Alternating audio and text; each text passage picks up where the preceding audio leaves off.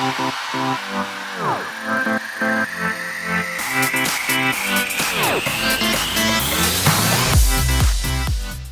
guys, welcome back to our channel. I'm Ebony and I'm Erica, and today's video is another hair video and involves our hair and some scissors. And that's because we recently got our hair trimmed and are y'all like, finally. Especially for you. Yeah. So yeah, Lisa recently trimmed our ends, so we filmed like the process and everything.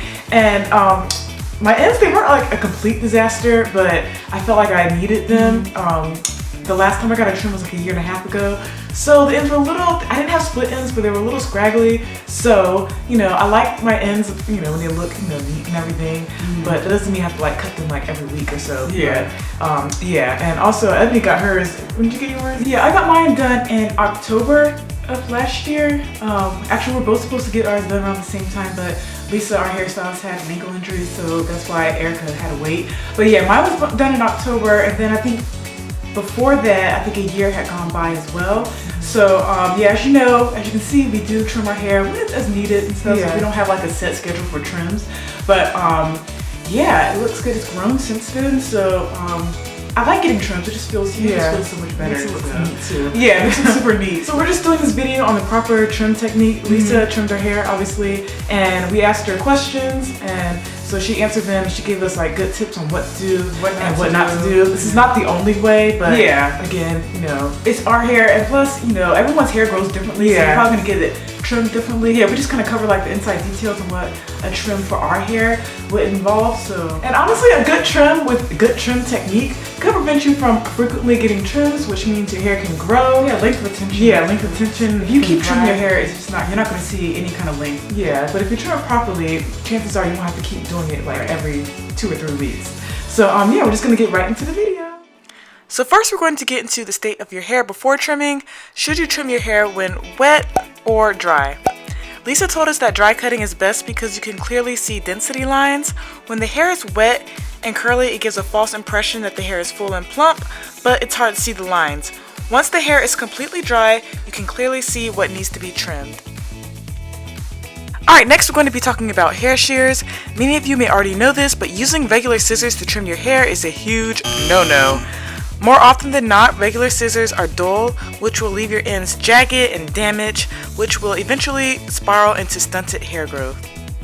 Lisa also mentioned that shears made with titanium are great because they are durable and they last a while. She also told us that the length of shears makes a huge difference as well. We were only getting maintenance trims, so the length of her shears were about 5 or 5.5 inches, but if you were doing something like a big chop, longer shears would be required. Alright, moving right along to the technique. Some of you may be wondering, how do I know what needs to be trimmed? Well, Lisa informed us that you can see what needs to be taken off because of the density lines. And when she says density lines, what that means is that you should not be able to see through the hair when you are holding up your ends. You want your hair to be nice and full at the bottom.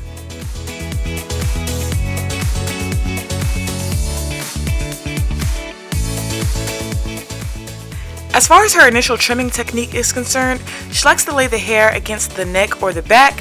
For the initial cut, she doesn't want to cut at an angle, so after she gets the first few trims in while the hair is against the back, she then picks up the hair at an angle and then she cuts.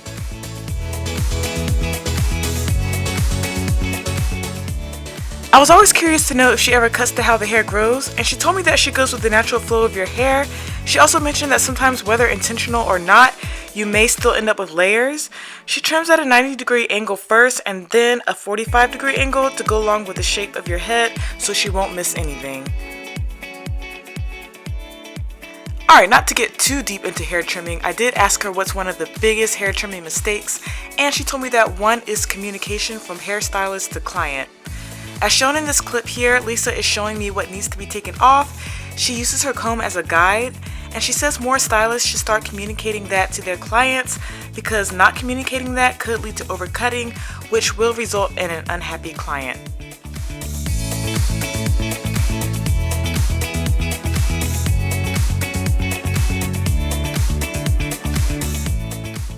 Alright, so now we're just going to get into non-interrupted clips of Ebony getting her hair trimmed so y'all can see the process, and I'm just going to speed it up just a little bit.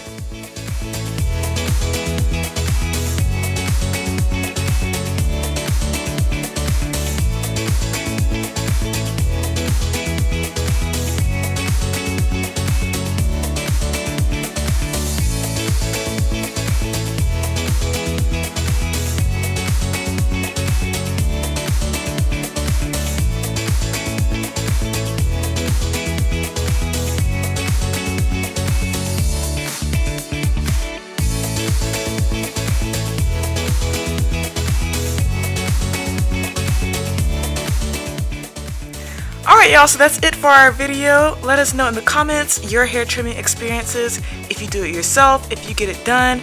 We want to hear from you guys, so thanks for watching and we'll see you guys next week.